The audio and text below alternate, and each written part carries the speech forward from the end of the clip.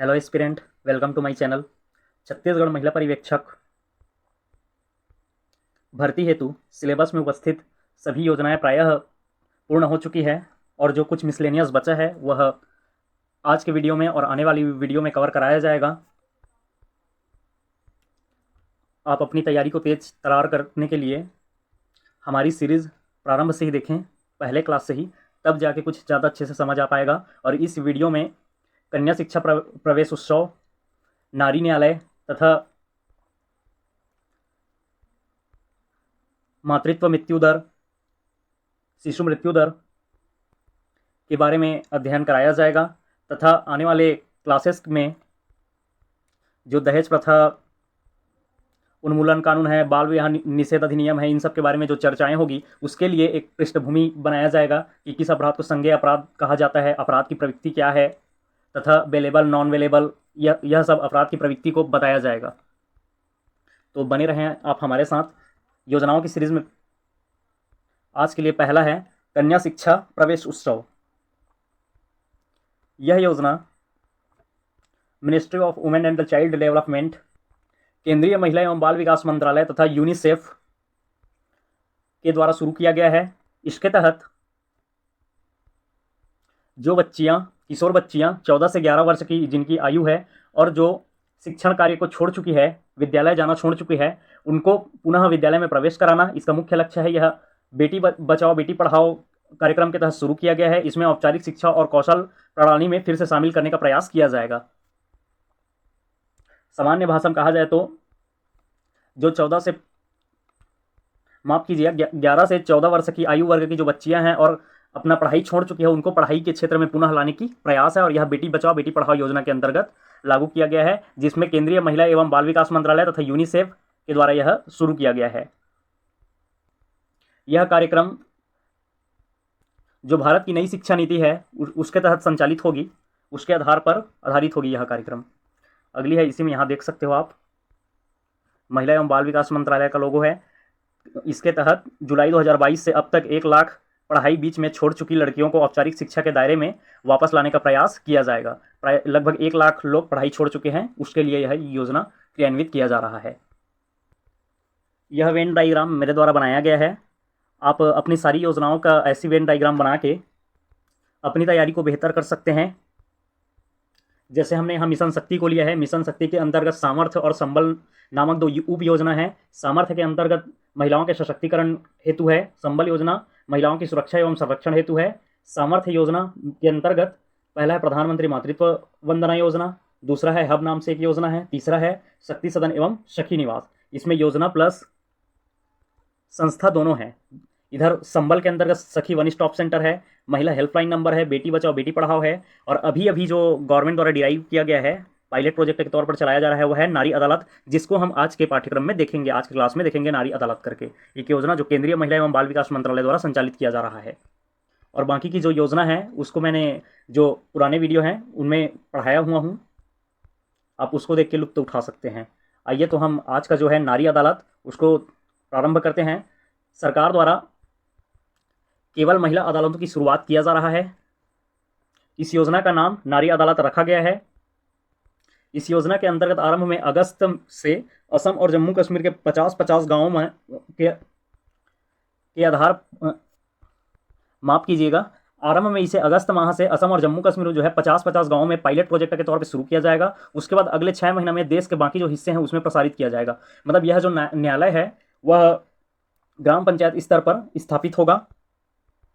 अर्थात यह योजना अभी देश के हर जगह लागू नहीं हुआ है, केवल पायलट प्रोजेक्ट के तौर पर अगस्त में असम और जम्मू कश्मीर के 50-50 गाँवों में शुरू किया जाएगा। इसका उद्देश्य है महिलाओं को स्थानीय स्तर पर उनके सामने आने वाले छोटे प्रवृत्ति के मामलों के समाधान हेतु वैकल्पिक शिकायत निवारण तंत्र प्रदान करना। महिलाओं के खिलाफ जो भी अपराध होता है छोटा मोटा प्रवृत्ति का है तो उसको वहीं का वहीं निपटाना, यह इसका उद्देश्य है। क्योंकि कोर्ट में देखा जाता है अक्सर कि लंबी लंबी फाइलें और बहुत सारी केसेस की वजह से बहुत टाइम खर्च होता है। इस कारण विवाद निवारण तंत्र एक्स्ट्रा के तौर पर इसे देखा गया है। सभी राज्यों के लिए विस्तृत मानक संचालक प्रक्रिया तैयार जल्द ही किया जाएगा। अभी इसका तैयार भी नहीं हुआ है, यह सब चल रहा है, नियम कानून प्रोसेस में है। और यह करंट अफेयर का टॉपिक है, इसलिए एग्ज़ाम में आने की इसकी जो पॉसिबिलिटी है वो बहुत ज़्यादा है। आप इसको हल्के में ना लीजिएगा। यह घरेलू हिंसा, संपत्ति के अधिकार और पितृसत्तात्मक व्यवस्था का मुकाबला करने जैसे मुद्दे हेतु वैकल्पिक विवाद समाधान मंच के रूप में शुरू किया जा रहा है। जैसे यहाँ पे हम गांव स्तर पे देखते हैं, ग्राम पंचायत स्तर पे, कि जो भी अगर विवाद होता है, अगर ग्राम पंचायत बैठता है तो वहाँ पे अधिकतर पुरुषवादी सत्ता, पितृसत्तात्मक व्यवस्था कार्य करता है। पूरे पुरुष लोग निर्णय, जो पुरुष है वही निर्णय प्रक्रिया में भाग लेता है, महिलाएं बहुत कम, रेयर देखने को मिलती है। इस कारण इस व्यवस्था को लागू किया जाना है। नारी अदालत ग्राम पंचायत स्तर पर स्थापित किया जाएगा। नारी अदालत का जो संरचना होगा वह प्रत्येक गांव की नारी अदालत में 7 से 9 सदस्य होंगे, और जो सदस्य हैं वह इनमें आधे ग्राम पंचायत के निर्वाचित सदस्य जो सरपंच और पंच है वे रहेंगे, और आधे सदस्य जो ग्राम पंचायत स्तर में विद्यालय है या हॉस्पिटल है तो वहाँ के डॉक्टर होंगे, विद्यालय के शिक्षक होंगे, सामाजिक कार्यकर्ता है, सामाजिक प्रतिष्ठित, जो सामाजिक प्रतिष्ठा वाली कोई महिला है, जैसे कोई महिला एनजीओ में काम कर रही है वह सब यहाँ आ सकती है, वह इन सब के लिए नामित होगी। मतलब इसकी संरचना में केवल महिलाएं ही होंगी इसमें। अगला इसका कार्य देख लेते हैं। इसके मुख्य कार्य में महिलाओं के कानूनी अधिकारों के प्रति जागरूकता बढ़ाना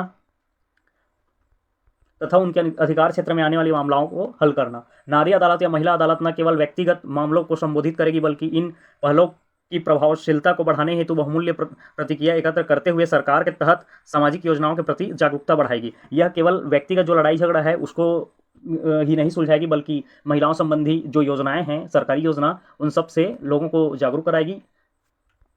यह इनके अन्य कामों में भी है, और यह एक मंच के तौर पे, दबाव समूह के तौर पे भी काम करेगी। महिलाओं के प्रति कोई अत्याचार ना हो और समान काम के लिए समान वेतन मिले पुरुष महिला को, यह सब दबाव डालने का काम करेगी। हालांकि नारी अदालत के पास कोई कानूनी दर्जा मान्य नहीं होगा। मतलब यह सजा के तौर पर किसी को, चलो जैसे कोई पति पत्नी में लड़ाई हो गया, पत्नी शिकायत लेके आती है हिंसा के तौर पे, अगर मारपीट कर रहा है पति तो इनके पास यह अधिकार नहीं होगा कि इसको 2 साल अंदर कर दो। हाँ, लेकिन ये दबाव बना सकती है और उसके बाद ये खुद पुलिस के पास लेके जा सकती है। उसके बाद पुलिस आगे का जो कार्यवाही है वो करेगा। तो इसकी जो पृष्ठभूमि है उसको देख लेते हैं, यह किस आधार पर कार्य करेगी। यह जो योजना है, नारी अदालत योजना, महिला एवं बाल विकास मंत्रालय द्वारा मिशन शक्ति के संबल उप योजना के तहत संचालित किया जाएगा। रक्षात्मक योजना संबल, जो मिशन शक्ति है वो अम्ब्रेला योजना है, इसके अंतर्गत महिला संबंधी जितने योजना है उन सब पे इंटीग्रेशन आएगा। इसमें मिशन शक्ति मंत्रालय का एक एकीकृत महिला सशक्तिकरण कार्यक्रम है। वही जो मिशन शक्ति है वो अम्ब्रेला योजना के तहत इंटीग्रेटेड कार्यक्रम है। सारी जो महिला संबंधी योजना है सब मिशन शक्ति के अंतर्गत ही आता है। इसका कार्यान्वयन पंचायती राज मंत्रालय, ग्रामीण विकास मंत्रालय और इलेक्ट्रॉनिक तथा सूचना प्रौद्योगिकी मंत्रालय द्वारा संचालित सामान्य सेवा केंद्रों के सहयोग से किया जाएगा। इसमें 3 मंत्रालय इन्वॉल्व है, बल्कि चौथा भी, क्योंकि महिला एवं बाल विकास मंत्रालय भी इसमें शामिल होगा। और यह जो योजना है वो पारिवारिक महिला लोक अदालत से प्रेरित है, जो 2014-15 में राष्ट्रीय महिला आयोग द्वारा संचालित किया जाता है। यहाँ हमारे पास जो पारिवारिक महिला लोक अदालत है वो चलता है। लोक अदालत मतलब विवाद है उसका शांतिपूर्ण समाधान।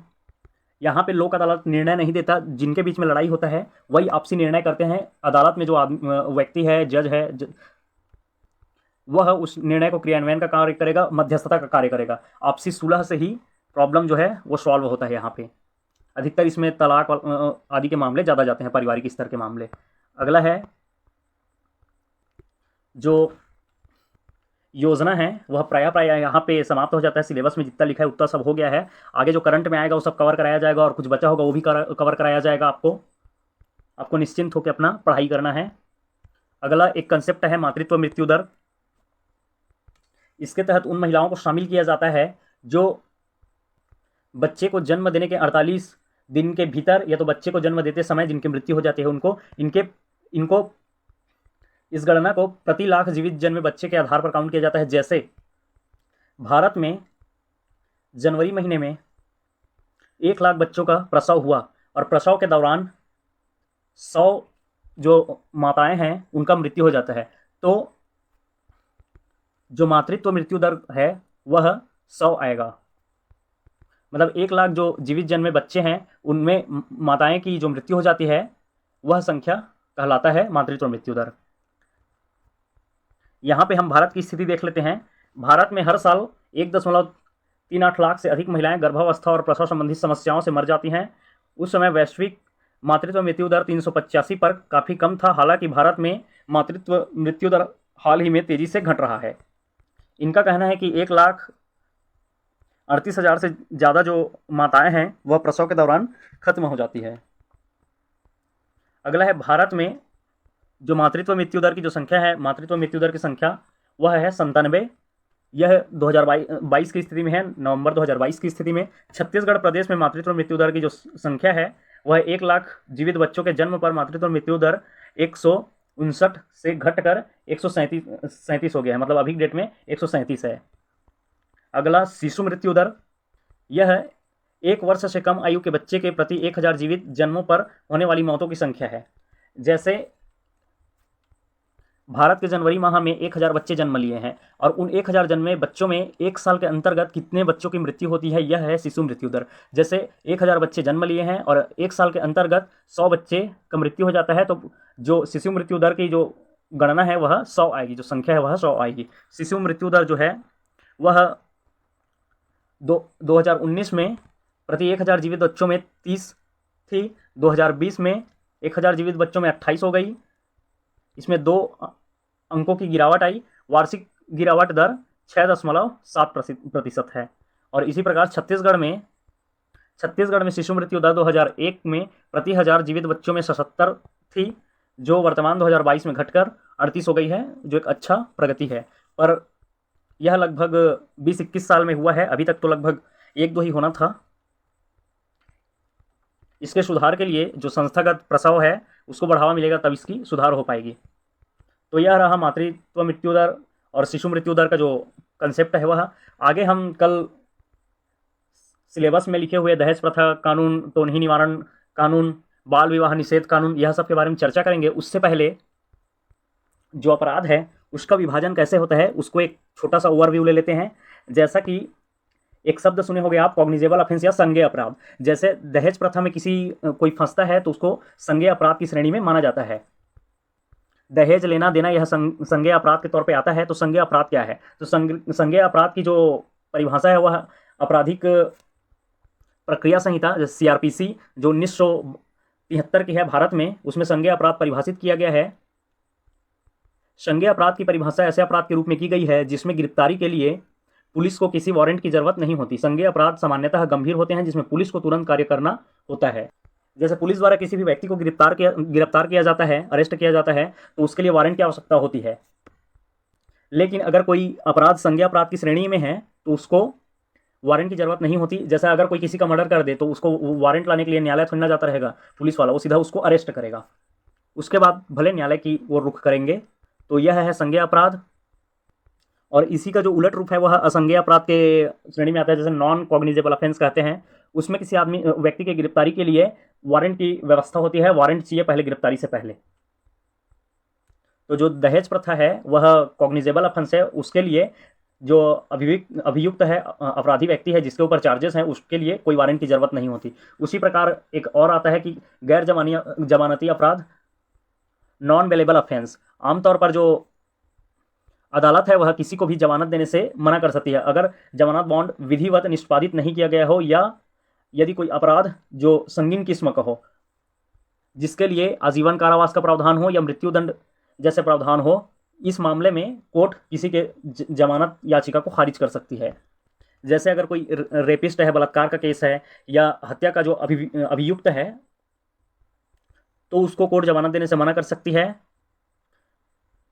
और किसी एक्ट में लिखा हो कि that is a non bailable offence, जैसे दहेज प्रथा कानून में लिखा है कि that is a non bailable offence, गैर जमानती अपराध है यह, तो उस मामले में भी जमानत बहुत मुश्किल से, मतलब रेयर केस में जमानत मिलता है, ऐसे जमानत नहीं मिलता।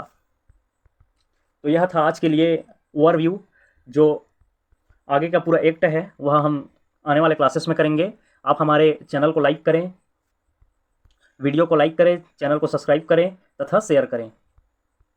धन्यवाद।